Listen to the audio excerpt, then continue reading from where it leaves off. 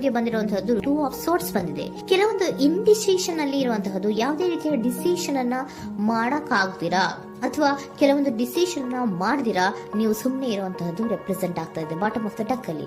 ನಿಮ್ಮ ಲವ್ ಲೈಫಿನ ವಿಚಾರದಲ್ಲಿ recent past ನಲ್ಲಿ ಕೆಲವೊಂದು ರೀತಿಯ ಎಂಡಿಂಗ್ ಗಳಾಗಿರುವಂತಹದ್ದು, ಲವ್ ಲೈಫಿನ ವಿಚಾರದಲ್ಲಿ ಕೆಲವೊಂದು ರೀತಿಯ ಡಿಸ್ಟರ್ಬೆನ್ಸ್ ಗಳಾಗಿರುವಂತಹದ್ದು, ಅವ್ಯವಸ್ಥೆಗಳಾಗಿರುವಂತಹದ್ದು, ಸಮಾಧಾನ ಇಲ್ಲದೆ ಇರುವಂತಹದ್ದು ರೆಪ್ರೆಸೆಂಟ್ ಆಗ್ತಾ ಇದೆ.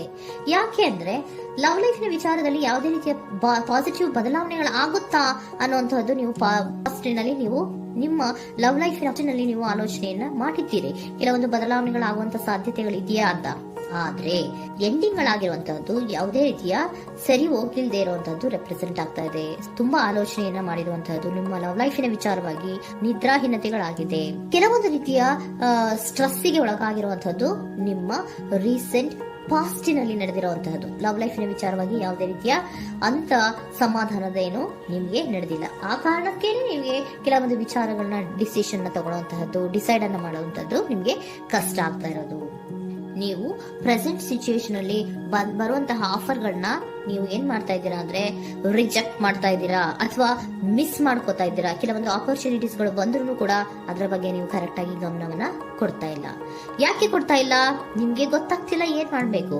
ಅದಕ್ಕೋಸ್ಕರ ನೀವ್ ಏನ್ ಮಾಡ್ತಿದ್ದೀರಾ, ಎಂಡಿಂಗ್ ಆದಂತಹ ಆಫರ್ಗಳಿರ್ಬೋದು ಅಥವಾ ಬೇರೆ ಯಾವುದೇ ಆಫರ್ಗಳಿರ್ಬೋದು ಬಂದ್ರೆ ಅದನ್ನ ನೀವು ಗಮನನೇ ಕೊಡದೇ ಇರುವಂತಹದ್ದು. ಯಾವುದೋ ಕೆಲವು ವಿಚಾರ ನಿಮ್ಮ ಲವ್ ಲೈಫಿನ ವಿಚಾರವಾಗಿ ಕೆಲವೊಂದು ರೀತಿಯ ಮತ್ತಷ್ಟು ಮುಟ್ಟೋದು ಅಂದ್ರೆ ರಿವ್ಯಾಲ್ಯೂಯೇಷನ್ ಅನ್ನ ಮಾಡ್ತಾ ಇರುವಂತದ್ದು ರೆಪ್ರೆಸೆಂಟ್ ಆಗ್ತಾ ಇದೆ. ಪ್ರೆಸೆಂಟ್ ಅಲ್ಲಿ ನಾನು ಯಾವುದೇ ಆಫರ್ ಅನ್ನ ತಗೊಳ್ಳುವಂತ ಸ್ಥಿತಿಯಲ್ಲಿ ಇಲ್ಲ ಅನ್ನುವಂತ ರೀತಿಯಲ್ಲಿ ನೀವು ಆಫರ್ಗಳನ್ನ ಮಿಸ್ ಮಾಡ್ಕೊಳ್ಳುವಂತಹದ್ದು ಅಥವಾ ರಿಜೆಕ್ಟ್ ಮಾಡುವಂತಹದ್ದು ರೆಪ್ರೆಸೆಂಟ್ ಆಗ್ತಾ ಇದೆ. ನೆಕ್ಸ್ಟ್ ಕಾರ್ಡ್ ಬಂದಿರುವಂತಹದ್ದೇನು, ಪ್ರೆಸೆಂಟ್ ನಲ್ಲಿ ಪೇಜ್ ಆಫ್ ಸೋರ್ಟ್ಸ್ ಬಂದಿದೆ. ಯಾವುದೋ ಒಂದು ನಿಮ್ಮ ಲವ್ ಲೈಫಿನ ವಿಚಾರವಾಗಿ ಬಹಳಷ್ಟು ಕ್ಯೂರಿಯಾಸಿಟಿಯಿಂದ ಏನೋ ವಿಚಾರವನ್ನ ತಿಳ್ಕೊತಾ ಇದ್ದೀರಾ, ಬಹಳಷ್ಟು ಕ್ಯೂರಿಯಾಸಿಟಿಯಿಂದ ತಿಳ್ಕೊತಾ ಇದ್ದೀರಾ ಏನಾಗ್ತಾ ಇದೆ, ಹೇಗಾಗ್ತಾ ಇದೆ ಅಂತ. ತುಂಬಾನೇ ನೀವು ಕೆಲವೊಬ್ರು ಲವ್ ಲೈಫಿನ ವಿಚಾರದಲ್ಲಿ ತುಂಬಾನೇ ಮಾತು ಕೂಡ ಆಡ್ತಾ ಇರುವಂತಹದ್ದು ರೆಪ್ರೆಸೆಂಟ್ ಆಗ್ತಾ ಇದೆ.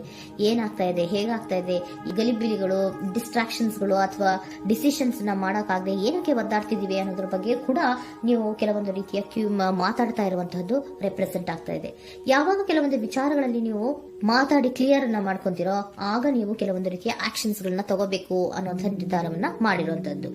ಆಫರ್ಗಳು ಬಂದ್ರೂ ಕೂಡ ರೆಫ್ಯೂಸ್ ಮಾಡ್ತೀರಾ. ಆದ್ರೆ ಏನೀಗ ಹಿಂದೆ ಪಾಸ್ಟಿನಲ್ಲಿ ನಡೆದಿತ್ತೋ ಅದು ಯಾಕಾಯ್ತು, ಏನಕ್ಕೆ ಹಂಗಾಯ್ತು ಅನ್ನೋದ್ರ ಬಗ್ಗೆ ಕೂಡ ನೀವು ಮಾತಾಡುವಂತ ಸಾಧ್ಯತೆಗಳು ರೆಪ್ರೆಸೆಂಟ್ ಆಗ್ತಾ ಇದೆ ಅಟ್ ಪ್ರೆಸೆಂಟಿನಲ್ಲಿ. ಆಮೇಲೆ ನೀವು ಮಾತಾಡಿದ್ಮೇಲೆ ಕೆಲವೊಂದು ರೀತಿಯ ನಿರ್ಧಾರಗಳನ್ನ ಮಾಡುವಂತಹದ್ದು. ನೈಟ್ ಆಫ್ ವ್ಯಾಂಡ್ಸ್ ಬಂದಿದೆ. ಸೊ ಆವಾಗ ನೀವು ನಿಮ್ಮ ಕೆಲವೊಂದು ವಿಚಾರಗಳಲ್ಲಿ ಕ್ಲಾರಿಟಿಗೆ ಬಂದ್ಮೇಲೆ ನಿಮ್ಮ ಲವ್ ಲೈಫಿನ ವಿಚಾರದಲ್ಲಿ ಕೆಲವೊಂದು ಆಕ್ಷನ್ ಗಳನ್ನ ತಗೊಳ್ಳುವಂತಹದ್ದು ರೆಪ್ರೆಸೆಂಟ್ ಆಗ್ತಾ ಇದೆ. ಹಾಗೆ ಏನ್ ಆಕ್ಷನ್ಸ್ ಗಳನ್ನ ತಗೋತೀರಾ, ಈಗ ಕೆಲವೊಂದು ರೀತಿಯ ಆಫರ್ಗಳನ್ನ ನೀವು ಬಂದಂತಹ ಆಫರ್ಗಳನ್ನ ನೀವು ಏನ್ ಮಾಡಿದೀರಾ, ರೆಫ್ಯೂಸ್ ಅನ್ನ ಅಟ್ ಪ್ರೆಸೆಂಟ್ ಅಲ್ಲಿ ಮಾಡಿದ್ದೀರಾ. ಈಗಲೂ ಕೂಡ ನೀವು ಬಂದಂತಹ ಆಫರ್ ಅನ್ನ ನೀವೇನ್ ಮಾಡ್ತೀರಾ, ರೆಫ್ಯೂಸ್ ಅನ್ನ ಮಾಡ್ತೀರಾ ಅಥವಾ ರಿಜೆಕ್ಟ್ ಅನ್ನ ಮಾಡ್ತೀರಾ. ಯಾಕೆ? ಸೆಕೆಂಡ್ ಕಾರ್ಡ್ ನಿಮ್ಗೆ ಇಮಿಡಿಯೇಟ್ ಫ್ಯೂಚರ್ ನಲ್ಲಿ ಸೆಕೆಂಡ್ ಕಾರ್ಡ್ ಬಂದಿರೋದು ಯಾವುದು, ಹಾರ್ಮೆಟ್ ಕಾರ್ಡ್ ಬಂದಿದೆ. ಸೊ ಲೋನ್ಲಿನೆಸ್ ಅನ್ನ ರೆಪ್ರೆಸೆಂಟ್ ಮಾಡುತ್ತೆ. ಯಾಕೆ ಲೋನ್ಲಿನೆಸ್ ಅನ್ನ ರೆಪ್ರೆಸೆಂಟ್ ಮಾಡುತ್ತೆ? ಬೇಡಪ್ಪ, ಈ ಜಗ್ಲಿಂಗ್ ಗಳೇ ಬೇಡ. ತುಂಬಾ ಜಗ್ಲಿಂಗ್ ಇದೆ ನೀವು ಲವ್ ಲೈಫಿನ ವಿಚಾರದಲ್ಲಿ. ಕೆಲವೊಬ್ಬರಿಗೆ ತುಂಬಾ ಜಗ್ಲಿಂಗ್ ಇದೆ. ಯಾವಾಗ್ಲೂ ಬ್ಯಾಲೆನ್ಸ್ ಅನ್ನ ಮಾಡ್ತಾ ಇರ್ಬೇಕು. ಈ ಕಡೆಗೆ ಹೇಳಿದ್ರೆ ಆ ಕಡೆಗೆ ಹೋಗುತ್ತೆ, ಆ ಕಡೆಗೆ ಹೇಳಿದ್ರೆ ಈ ಕಡೆಗೆ ಬರುತ್ತೆ. ಯಾವ ಕಡೆ ಅಂತ ಮಾಡೋದು ಅನ್ನುವಂತಹ ಆಲೋಚನೆಯನ್ನ ಮಾಡ್ತಾ ಇರುವಂತದ್ದು. ಸದ್ಯಕ್ಕೆ ಯಾವುದೇ ಆಫರ್ ಬೇಡ, ಸ್ವಲ್ಪ ಒಂಟಿಯಾಗಿರೋಣ ಅಂತ ನೀವು ಆಲೋಚನೆಯನ್ನ ಮಾಡ್ತಾ ಇರುವಂತದ್ದು ರೆಪ್ರೆಸೆಂಟ್ ಆಗ್ತಾ ಇದೆ. ಮತ್ತೆ ಕೆಲವೊಬ್ಬರಿಗೆ ಕೆಲವೊಂದು ರೀತಿಯ ಕ್ಯೂರಿಯಾಸಿಟಿಯಿಂದ ಏನಾಗ್ತಾ ಇದೆ ಅಂತ ವಿಷಯಗಳನ್ನ ತಿಳ್ಕೊಂಡ್ಮೇಲೆ ಕೆಲವೊಂದು ಆಕ್ಷನ್ಸ್ ಗಳನ್ನ ತಗೊಳ್ಳುವಂತದ್ದು ಕೂಡ ರೆಪ್ರೆಸೆಂಟ್ ಆಗ್ತಾ ಇದೆ. ಯಾವುದೇ ರೀತಿಯ ಭಯ ಇಲ್ಲದೆ ವಿಷಯಗಳನ್ನ ತಿಳ್ಕೊಂಡು ನೀವು ಆಫರ್ಗಳನ್ನ ಅಟ್ ಪ್ರೆಸೆಂಟ್ ಅಲ್ಲಿ ರೆಫ್ಯೂಸ್ ಮಾಡೋ ಸಾಧ್ಯತೆಗಳು ಕೂಡ ಕೆಲವೊಬ್ಬರಿಗೆ ರೆಪ್ರೆಸೆಂಟ್ ಆಗ್ತದೆ. ಯಾಕೆ ಆಫರ್ಗಳನ್ನ ರೆಫ್ಯೂಸ್ ಮಾಡ್ತೀರಾ? ನಿಮ್ಮ ಲವ್ ಲೈಫಿನ ವಿಚಾರದಲ್ಲಿ ಬರೀ ಜಗ್ಲಿಂಗ್, ತುಂಬಾ ಬ್ಯಾಲೆನ್ಸ್ ಅನ್ನ ಮಾಡ್ಬೇಕು. ಯಾವ ಕಡೆ ಮಾಡ್ಬೇಕು, ಹೇಗ್ ಮಾಡ್ಬೇಕು ಗೊತ್ತಾಗದೇ ಇಲ್ಲ. ನೀವೇನ್ ಮಾಡ್ತೀರಾ, ಸ್ವಲ್ಪ ದಿನದ ಮಟ್ಟಿಗೆ ನಾನು ಲೋನ್ಲಿ ಆಗಿರ್ಬೇಕು ಅನ್ನೋದನ್ನ ಇಲ್ಲಿ ನಿಮ್ಗೆ ಲವ್ ಲೈಫಿನ ವಿಚಾರವಾಗಿ ರೆಪ್ರೆಸೆಂಟ್ ಆಗ್ತಾ ಇದೆ. ಈ ಎಲ್ಲಾ ಕನ್ಫ್ಯೂಷನ್ಸ್ ಇರೋದ್ರಿಂದಲೇ ನಿಮ್ಗೆ ಬಾಟಮ್ ಆಫ್ ದ ಡಕ್ ಬಂದಿರೋಂಥದ್ದು 2 ಆಫ್ ಸೋರ್ಟ್ಸ್ ಬಂದಿರೋಂಥದ್ದು. ಸೊ ಇಂಡಿಸಿಷನ್ ಆಗ್ತಾರ ಅಂತ ಏನ್ ಮಾಡ್ಬೇಕು ಗೊತ್ತಾಗಲ್ಲ. ಅದಕ್ಕೇನೆ ನೀವು ಇಲ್ಲಿ ಕುತ್ಕೊಂಡ್ಬಿಟ್ಟಿದ್ದೀರಾ, ನನ್ನ ಲವ್ ಲೈಫ್ ನ ವಿಚಾರವಾಗಿ ಯಾವ ನಿರ್ಧಾರವನ್ನ ಮಾಡ್ಬೇಕು ಅನ್ನುವಂತಹ ಆಲೋಚನೆಯನ್ನ ಮಾಡ್ತಾ ಇರುವಂತದ್ದು, ಹಾಗೇನೆ ಮಾಡುವಂತದ್ದು ನಿಮ್ಗೆ ರೆಪ್ರೆಸೆಂಟ್ ಆಗ್ತಾ ಇರೋದು. ಕೆಲವೊಬ್ರು ರೆಫ್ಯೂಸ್ ಅನ್ನ ಮಾಡಿ ಮುಂದೆ ಹೋಗುವಂತ ಸಾಧ್ಯತೆಗಳು ಇರುವಂತದ್ದು.